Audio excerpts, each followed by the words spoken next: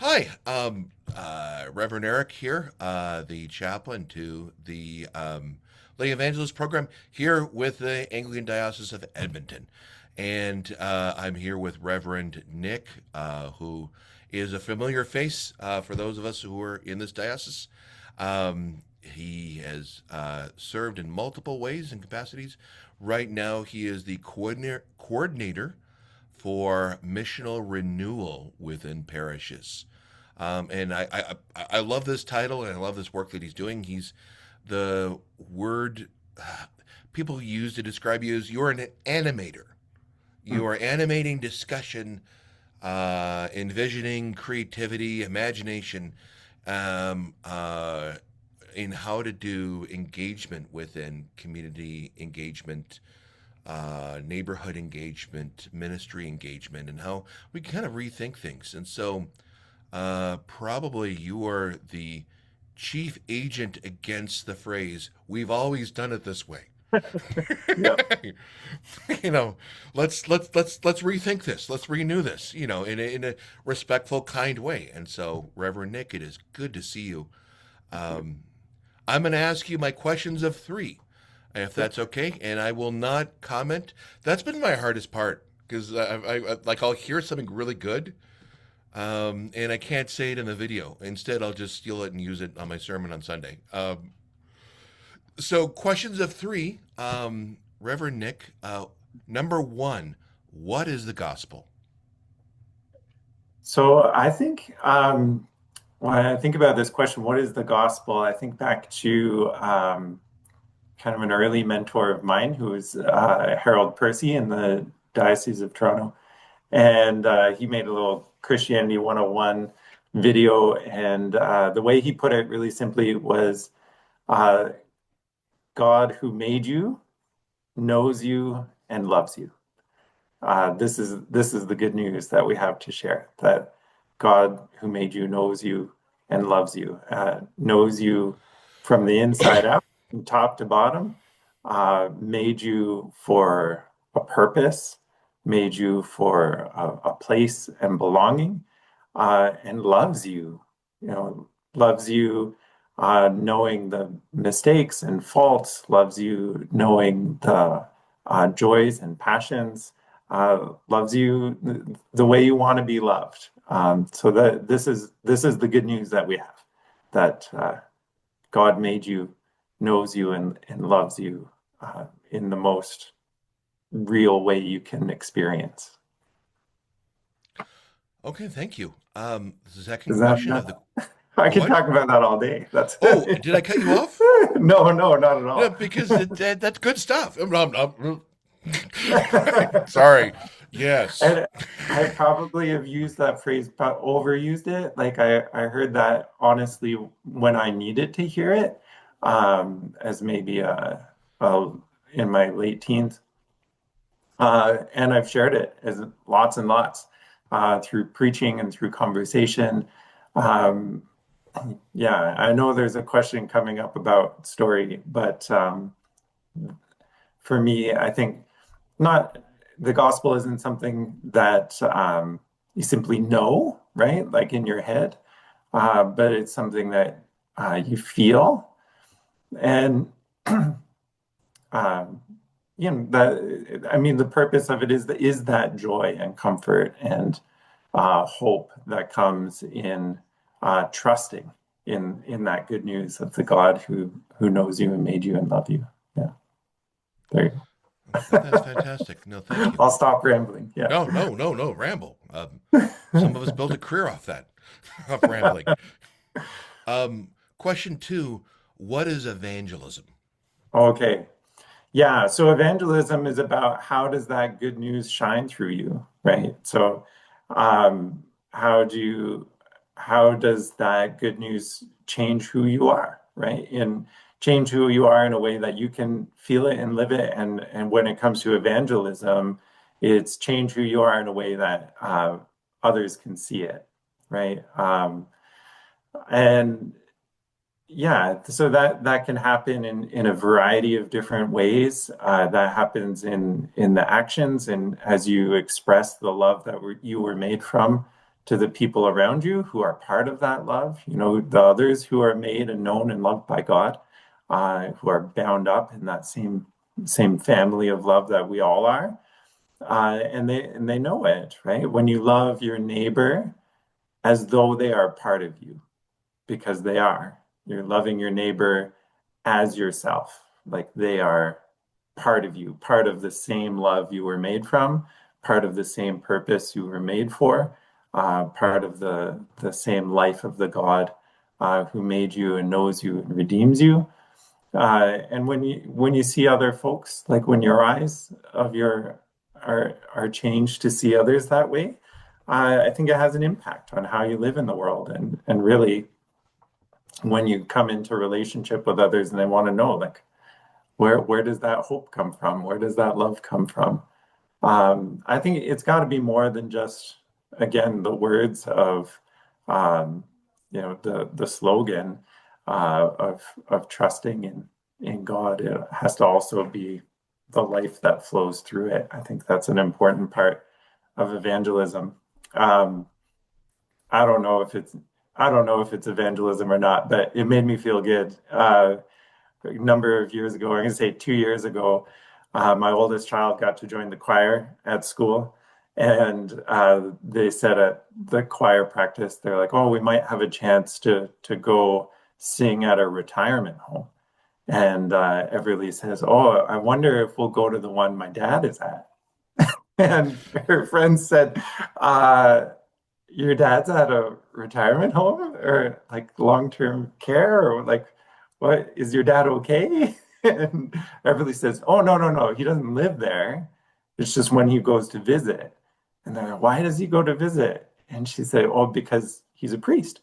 He goes to pray with people and to share with them the news of who God is in our lives.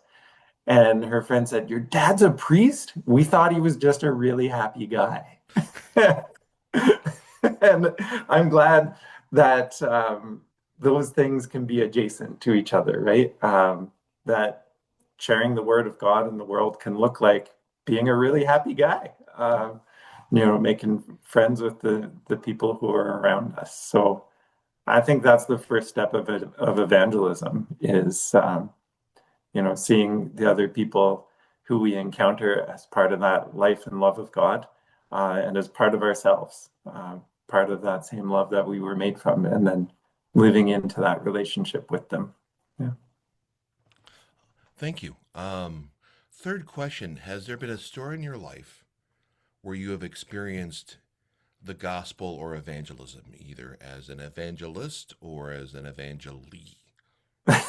Eventually. I don't even know if that's a real word or Yeah, not. absolutely.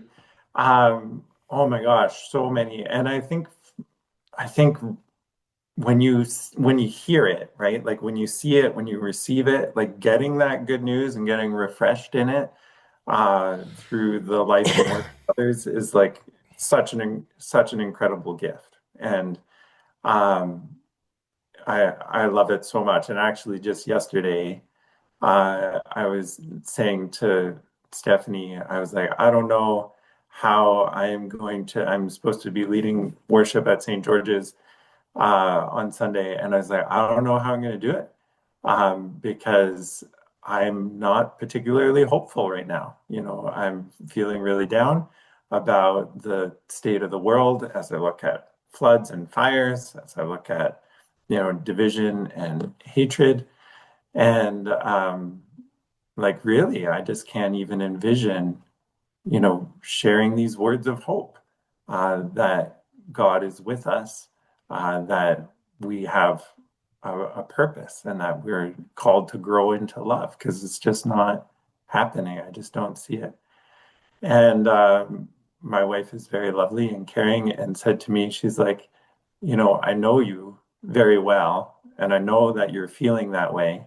And I know that when you wake up tomorrow and you look at the scriptures and you encounter the creation, you're going to be joyful. But she said, I don't want to take away your sorrow right now in the evening, but your joy is going to come in the morning, right? And she was right. I got on my bike and went over to help my father-in-law this morning. And on the way, I couldn't help but feel what a gift that this creation is, right? And um, God's very own spirit, right? Evangelizing through the creation. And then encountering where I was taking my father-in-law to an appointment. And all the people who were helping him there, everybody who encountered him with grace and welcomed him, that again was like evidence, okay, we are actually made from something greater and for something greater. None of us has any reason to care for one another other than, the love that we're made for. We're not clawing against survival. Um, maybe those are small examples, but those are the ones I encountered this morning. Um, you know, so many other, anytime folks witness to choose life, right? To choose, again, to know, yeah, actually, we were made for something. Um, we were made from something, and that makes a difference to how we live. And what we were made for wasn't just um, anger or vitriol or um, revenge. It's mercy and healing and wholeness. And so every time I get to see somebody making that space of inclusion, making that space of healing, making the time to let somebody else know they're seen and cared for. I think that's a evidence of God's spirit and work in our midst. And of course, I wouldn't be doing what I'm doing if I hadn't heard this good news from so many other people. And I think the first was my grandmother. Um, when I was very little, it was my parents would take us to church, and yeah, they talked about God there. They talked about Jesus, and we got to experience it in sacrament and in beauty and in music. But that's not where I learned it, actually. It was my parents would take us, and then my grandmother would take us home. So my mom and dad would take us to church, and then after church, we'd go to my grandmother's house and spend the rest of the day with her. And it was in her care, in her talking about the difference that those stories we had heard about who God is in the world, the difference that made in her life about how she chose to care for others, including us, including her neighbors, to see those, like I'll make an extra pastry so we can share it with the neighbor who needs some comfort. Or I'm going to call a friend who she would call a friend who she knew needed some comfort. To see those things lived out and for her to say, this is what we're here for, right? To care for one another in this way. Um, so not only to hear theological and scriptural truth about God, but to see how to live it out. I think that's where it started for me. It's like, okay, so how do I take seriously the fact that I'm part of this same movement of love, that the God who made me knows me and loves me and has called me to be part of that by virtue of drawing breath every day. So there you go. That's my rant. That's fantastic. Thank you.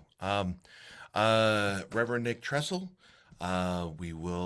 you'll see him around, and he's helping parishes and churches everywhere. This channel needs your help. If you're watching this, please like, subscribe, comment, and share.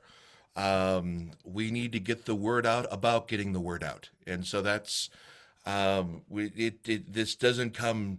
The power of this doesn't come from the computer at the Anglican Diocese of Edmonton. It comes from the diocese. It comes from you and people who are outside of that and people who are interested in this. And so, please like, subscribe, comment, and share. I'm back from my time off, and so we'll be doing more of these in the month of August 2026. Thank you very much, Reverend. Yeah, my pleasure. Have a great day. God bless. I'm now, there we go.